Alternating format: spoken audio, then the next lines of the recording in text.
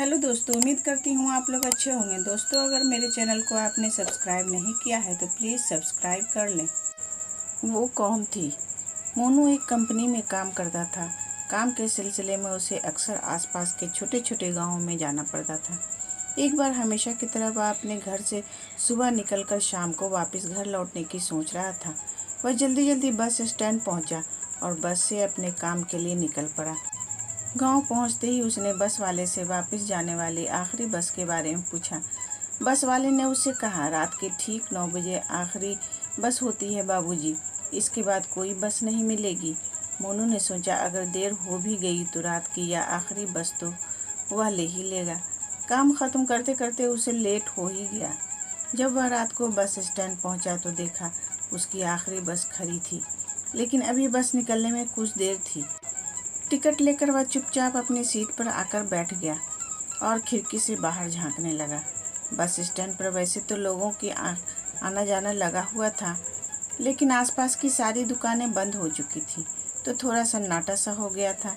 तभी अचानक मोनू की नज़र दूर एक पेड़ के पास खड़ी लड़की पर पड़ी। सफ़ेद रंग के लिबास में वह लड़की बहुत खूबसूरत लग रही थी। उसके लंबे रेशमी बाल हवा में लहरा रहे थे। मोनू ने गौर से देखा, वह लड़की उसकी ओर ही देख रही थी। एक दो बार मोनू ने नज़रें इधर उधर कर टालने की कोशिश की, ताकि उस लड़की को यह न लगे कि मोनू उसे ही देख रहा है, लेकिन वह ज़्यादा देर तक अपने आप को रोक नहीं पाया। उसने दोबारा उस लड़की की ओर देखा। वह अभी भी वहीं पेड़ के पास खड़ी थी और मोनू को ही देख रही थी। ऐसा लग रहा था मानो वह मोनू से कुछ कहना चाहती हो। तभी बस कंडक्टर के अंदर आते ही बस खुल गई। मोनू अभी भी उस लड़की की ओर देख रहा था और वह लड़की भी मोनू को तब तक देखती रही जब तक बस उसकी आंखों से ओझल नहीं हो गई। पूरे रास्ते मोनू यही सोचता रहा कि आखिर वह लड़की थी कौन और वह उसे इस तरह क्यों देख रही थी। दूसरे दिन मोनू जब अपने कंपनी गया तो उसे पता चला कि उसे आज भी उसी गांव जाना है। वह बस से फिर उसी गांव पहुंचा और अपना काम ख़त्म करके उसी आखिरी बस से लौट रहा था। तभी उसने देखा वही कल वाली लड़की आज भी पेड़ के पास खड़ी होकर उसे ही देख रही थी। इस बार मोनू से रहा नहीं गया और वह बस से नीचे उतरकर उस लड़की की ओर बढ़ गया। उसे जाते देख बस कंडक्टर ने उससे पूछा, बाबूजी, यह आखिरी बस है, क्या आपने जाने का इरादा बदल दिया है या वापस आएंगे? मोनू कंडक्टर की बात सुनकर रुक गया और मुड़कर उससे पूछा, वह जो पेड़ के पास लड़की खड़ी है, क्या आप उसे जानते हैं?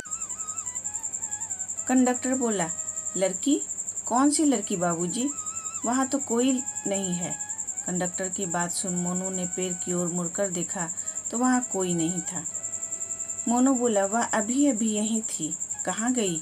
सफ़ेद रंग के लिबास में थी वह, लंबे बाल, खूबसूरत सी। मुझे कल भी देखी थी और आज भी। आप तो इस गांव आते जाते रहते हैं, आपने उसे देखा होगा पहले।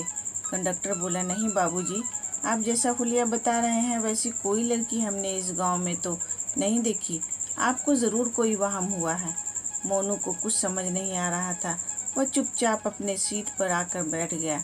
थोड़ी ही देर में बस चल पड़ी। मोनू अपनी आंखें बंद करके बैठने ही वाला था, तभी चलते हुए बस में से उसकी नज़र खिड़की के बाहर पड़ी तो उसने देखा वह लड़की बाहर खड़ी थी और उसे देख रही थी। वह तेज़ी से अपनी सीट पर से उठा, सामने बस के दरवाजे के पास गया और लगभग चिल्लाते हुए ड्राइवर को गाड़ी रोकने को कहा। मोनू के यूं अचानक चिल्लाने की वजह से ड्राइवर ने बस रोक दी।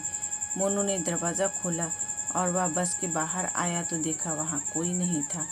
उसने अपने सिर पर हाथ रखा और वह सोचने लगा, आखिर उसके साथ यह क्या हो रहा है।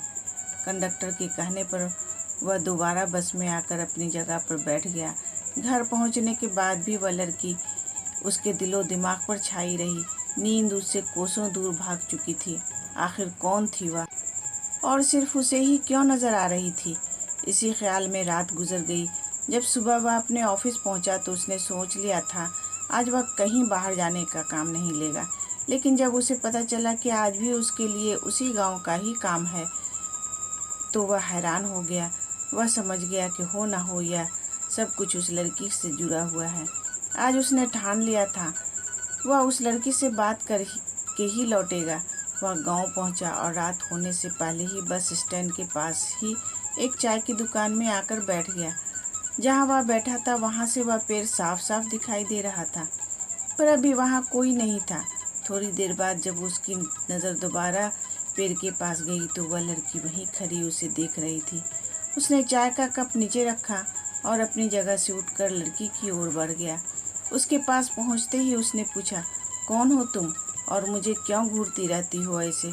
लड़की ने कहा, मेरा नाम सोफिया है, मुझे आपके मदद की ज़रूरत है, क्या आप मेरी मदद करेंगे? मोनू बोला, लेकिन मैं आपको जानता भी नहीं हूँ, और अगर आप किसी मुसीबत में हैं तो पुलिस की मदद क्यों नहीं लेती हैं? सोफिया बोली, मैं ऐसा नहीं कर सकती, मेरी कुछ मजबूरियाँ हैं। मोनू बोला, मैं आपकी क्या मदद कर सकता हूँ? सोफिया बोली, आइए मेरे साथ, डरिए नहीं, मैं आपको कोई नुकसान नहीं पहुँचाऊँगी। ना चाहते हुए भी मोनू उसके पीछे पीछे चलने लगा।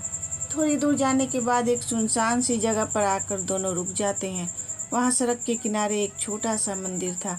सोफिया ने दूर से ही मंदिर की ओर इशारा करते हुए कहा, उस मंदिर के पीछे आपको एक सफ़ेद रंग की पोटली मिलेगी, क्या आप उसे ले आएंगे मेरे पास? मोनू बोला, क्या इतना सा काम, तुम खुद क्यों नहीं जाकर ले आती? सोफिया ने कोई जवाब नहीं दिया। मोनू जल्द से जल्द वहाँ से निकलना चाहता था। वह आगे बढ़ा और मंदिर के पीछे से पोटली लाकर सोफिया को देने लगा, लेकिन सोफिया ने पीछे हटते हुए कहा, क्या आप मेरी यह अमानत मेरे घर वालों तक पहुँचा देंगे? मोनू बोला, क्या क्या मतलब है इसका? मैं तो तुम्हारे घर वालों को जानता तक नहीं। सोफिया बोली, मेरे घर वाले आपके ही शहर में रहते हैं। आपके शहर में मंदिर के पीछे एक छोटा सा घर है जहाँ मेरे पिताजी और बहन रहती हैं। आप यह पोटली उन तक पहुँचा देंगे तो मैं आपका यह एहसान कभी नहीं भूलूंगी। मोनू बोला, आप बड़ी कमाल की हैं, ऐसे अनजान इंसान पर कैसे भरोसा कर सकती हैं? और मैं भी आखिर आपकी बातों का भला कैसे यकीन करूं? आप खुद जाकर क्यों नहीं दे देती इस पोटली को? इस पोटली में आखिर है क्या? सोफिया बोली, आपके सारे सवालों के जवाब तो मैं नहीं दे सकती, बस इतना बता सकती हूँ कि इस पोटली में कीमती जेवर और कुछ पैसे हैं। मैंने अपने पापा और छोटी बहन का बहुत दिल दुखाया है, मैं उनका सामना नहीं करना चाहती, लेकिन मुझे पता चला है कि वह दोनों बहुत तकलीफ़ों से गुज़र रहे हैं और इसलिए मैं यह मदद उन तक पहुंचाना चाहती हूं। मेरी मजबूरी समझिए। मैं जानती हूं आप एक भले इंसान हैं, आप मेरी मदद ज़रूर करेंगे। मोनू बोला, अगर मैं आपकी यह कीमती पोटली लेकर भाग गया तो? सोफिया बोली, मैं जानती हूँ आप ऐसा नहीं करेंगे, आप मुझे एक साफ दिल के इंसान लगते हैं, तभी तो आप मुझे देख सकते हैं। मोनू बोला, मतलब? सोफिया ने अपनी बात को टालते हुए कहा, आपकी आखिरी बस निकलने ही वाली है, आपको जल्दी बस स्टैंड पहुंचना चाहिए। मोनू ने सोफिया की बात सुनी और वह कुछ देर सोच में पड़ गया।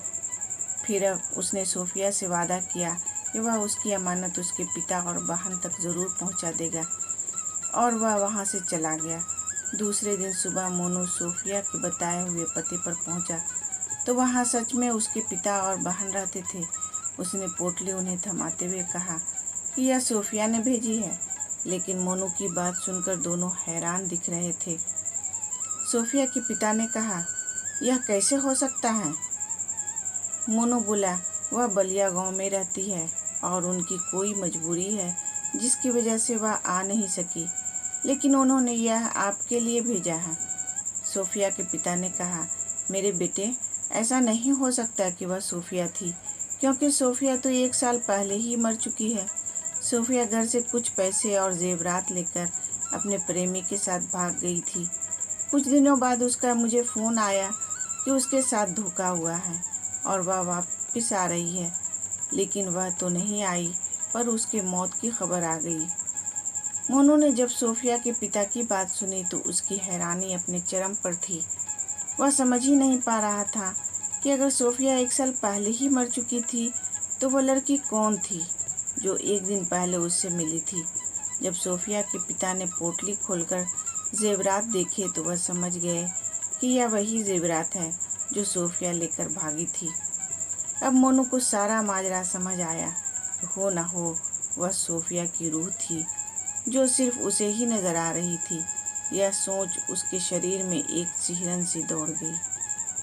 तो दोस्तों उम्मीद करती हूँ ये कहानी आपको पसंद आई होगी। इस कहानी पर आपकी क्या राय है हमें कमेंट करके ज़रूर बताएं। कहानी पसंद आई हो तो लाइक और शेयर करना बिल्कुल भी ना भूलें। चैनल पर नए हो तो चैनल को सब्सक्राइब ज़रूर करें। कहानी पूरा सुनने के लिए आपका बहुत बहुत धन्यवाद दोस्तों।